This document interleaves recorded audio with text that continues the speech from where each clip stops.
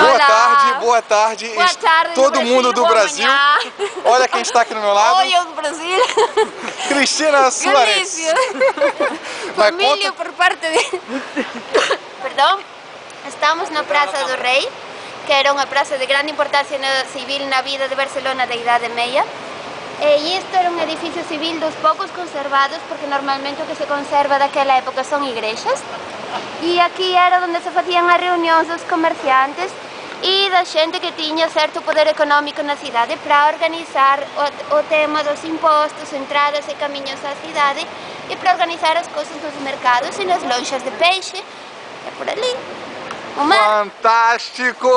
Fantástico! Estamos aqui juntos!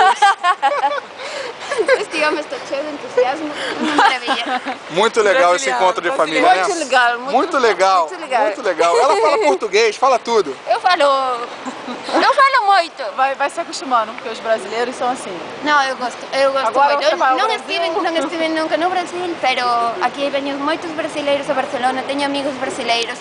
O que eu explicava, eu bailo um amiguinho de forró. Agora não vou bailar forró. Não vou bailar forró, nem samba, nem nada. Mas escutamos choro, às vezes íamos a rodas de choro. Tenho amigos que tocam o triângulo, o pandeiro, que coisa toda isso, sabe? Sabe tudo. Mãe, Vera, essa foi a surpresa pra você, tá? Olha, muitos Vera. beijos a toda a família do Brasil. Beijos. Beijos. Sou neta de Maria, é de Alfonso.